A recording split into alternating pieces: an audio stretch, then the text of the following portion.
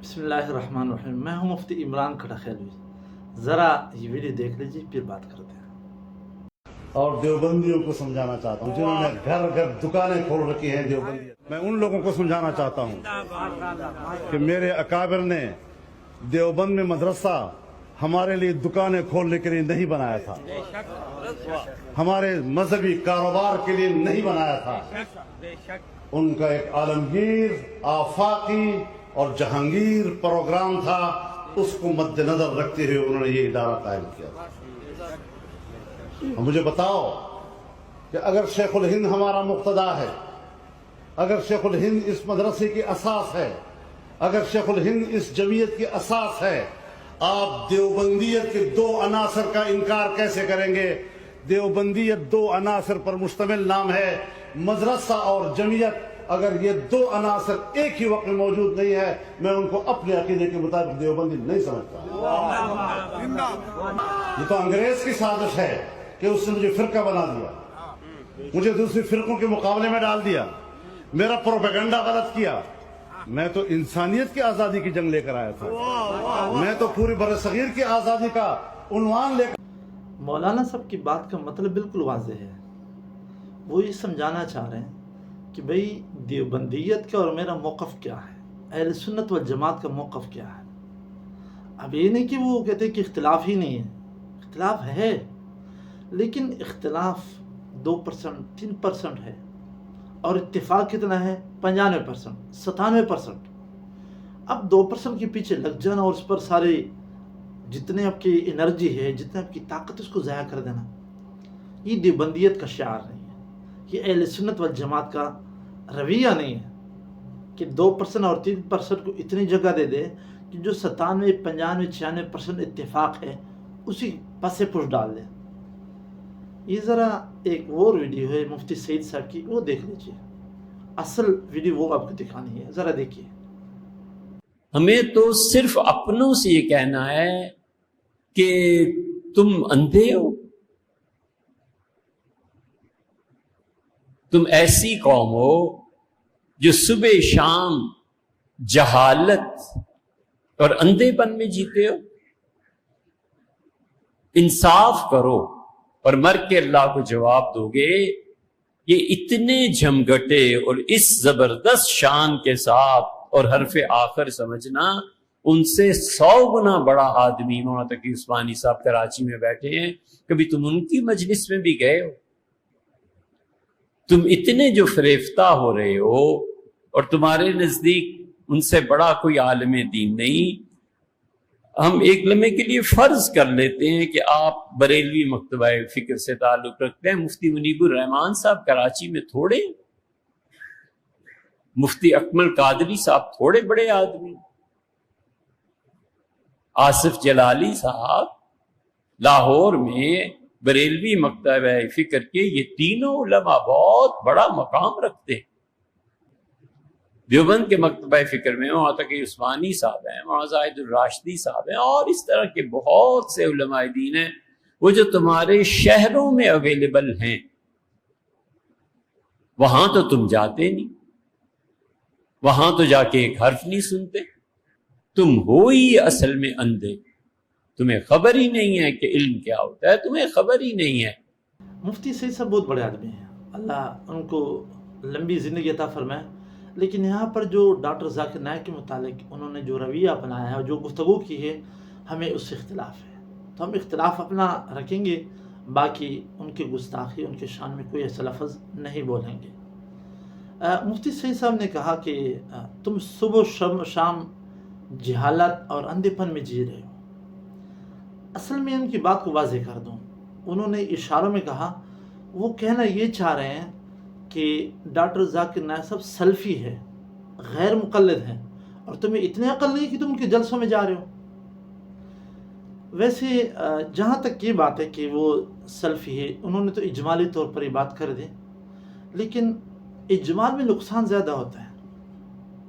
اس لیے کہ جو ان کے وہ ہیں، ان کے متبعین ہیں، ان کے جو فالورز ہیں، جب اس طرح کی بات سنتے ہیں نا اجمالی بات، تو پتہ ہے وہ کتنے پریشان ہو جاتے ہیں. وہ کہتے ہیں حضرت نے جو یہ بات کر دی نا، دیکھو بہت بڑا مصیبت ہے اس میں، کوئی بہت بڑا عقیدہ خراب ہے، فلانا ہے، ڈینگڑا ہے، بڑی، اور پھر وسعت وہ خود دیتے ہیں۔ میں کہتا ہوں اگر اس سے آپ وضاحت کر دیتے نا کہ بھائی آپ اس لیے نہ جائیں کہ ان کے یہ غلط عقائد ہے، تو وہ بہت ہی اچھا ہوتا اس اجمال سے جو اجمال آپ نے کیا ہے۔ اور یاد رکھیں، میں اپنی طرف سے بات نہیں کر رہا ہوں، آپ کی رائے سے جو میں اختلاف کر رہا ہوں کسی دلیل کی بنیاد پر، اور وہ یہ ہے کہ مجھے تو اپنی مفتی تقی صاحب کی رائے بڑی پسند ہے، اور بنوری ٹاؤن والوں کی رائے بہت پسند ہے۔ مفتی تقی صاحب، بنوری ٹاؤن والوں، دونوں کی رائے ایک ہے کہ بھی ڈاکٹر ذاکر نائک صاحب جو کام کر رہے ہیں، جو دعوت کا کام کر رہے ہیں، جو سکھوں کے خلاف، ہندوؤں کے خلاف اور تقابل ادیان پر کام کر رہے ہیں، بہت بڑا کام کر رہے ہیں۔ باقی جہاں تک مسائل میں کچھ نہ کچھ اختلاف ہے تو آپ نہ لیں، اگر کہیں مسئلہ آپ کو شک پک میں لگے تو آپ اپنے علماء سے تحقیق کر لیں۔ باقی لیکن وہ مسائل کی طرف تو زیادہ توجہ دیتی ہی نہیں ہے، اکثر و بیشتر ان کا کام دعوت والا ہے، تقابل ادیان والا کام ہے۔ تو مجھے ان کی رائے زیادہ پسند ہے بنسبت مفتی سید صاحب کی جو رائے ہے اس سے۔ اچھا، درمیان میں انہوں نے ایک بات اور کہی کہ ڈاکٹر ذاکر نائک صاحب کی طرف لوگ جا رہے ہیں اور ان کو حرف آخر سمجھا ہوا ہے۔ بھئی حرف آخر کس نے سمجھا ہے؟ باقی ان کی جو شخصیت ہے، ان کا جو درجہ ہے تقابل ادیان میں اور دعوت میں، وہ تو مسلم ہے، وہ مسلم ہے، اس میں کوئی دوسرا رائے ہے نہیں۔ اور جو آپ نے کمپیئرنگ کی مفتی تقی صاحب کے ساتھ، مفتی منیب صاحب کے ساتھ اور دوسرے علماء کے ساتھ، یہ کمپیئرنگ غلط ہے۔ کمپیئرنگ کریں لیکن اس انداز میں کہ دوسرے کی اہانت نہ ہو، بالکل کمپیئرنگ کریں۔ ہمارے نزدیک بہت بڑے شخصیات ہیں، مفتی تقی صاحب ہو گئے، مفتی منیب صاحب ہو گئے، اور جتنے بھی بڑے بڑے اکابرین ہیں ہمارے نزدیک، ان کا بہت ہی احترام ہے۔ لیکن اس طرح کی کمپیئرنگ کی نا، جس طرح کمپیئرنگ آپ کر رہے ہیں، یہ کمپیئرنگ غلط ہے۔ یہ اعتدال والا کمپیئرنگ نہیں ہے، یہ انصاف والا نہیں، یہ انصاف سے ہٹ کر کمپیئرنگ ہے۔ اور تیسری بات، آپ نے کہا کہ مفتی تقی صاحب اور ان کے بس آپ لوگ نہیں جاتے، تو حضرت کس نے کہا ان کے بس نہیں جاتے لوگ؟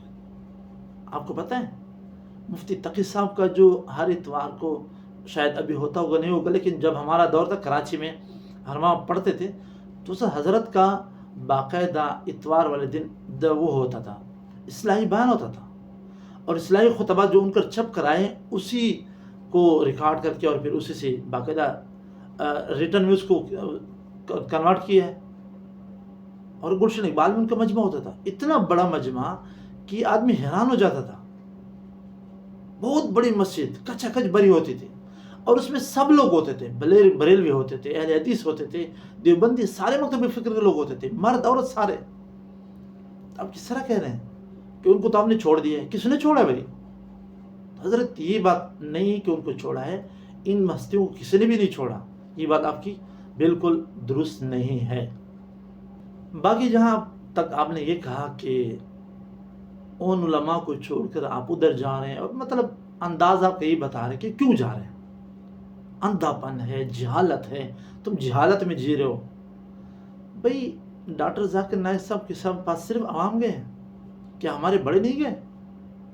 مفتی عبدالرحیم صاحب نہیں گئے؟ ان کی جلسے میں شرکت کے لیے باقاعدہ نہیں گئے؟ حنیف جالندری صاحب نہیں گئے؟ اور مولانا فضل الرحمان صاحب کو ساتھ مل کر وہ خود ملنے آئے نہیں؟ مولانا فضل الرحمان صاحب نے ان کو بڑا احترام کیا، اور جب ان مولانا فضل الرحمان صاحب بیان کے لیے اٹھے اور ان کی بڑی تعریفی کلمات بیان کیے، تو یہ تو میں نے بڑے بڑے گنے چنے شخصیات بیان کر دی، ورنہ ملے تو بہت سارے ہیں۔ تو حضرت آپ کا یہ کہنا کہ کیوں جا رہے ہیں، بھئی آپ کے اپنے بڑے تو جا رہے ہیں۔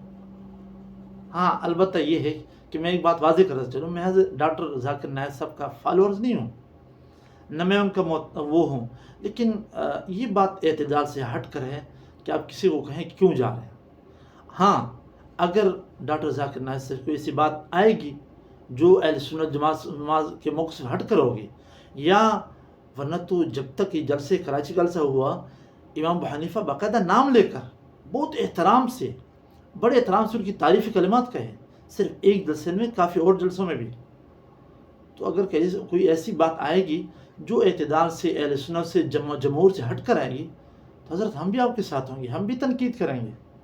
لیکن جب تک ایسا نہیں ہے اور وہ بالکل اعتدال والا پہلو اپنا رہے ہیں، دعوت کا کام کر رہے ہیں، تو میرے خیال میں اعتدال کا اور دیوبندیت کا نظریہ بھی یہی ہے، اہل سنت والجماعت کا موقف بھی یہی ہے کہ ان کو سپورٹ کرے بندہ، اور بلا وجہ نہ تنقید کرے اور نہ بلا وجہ ان سے آدمی اختلاف رکھے۔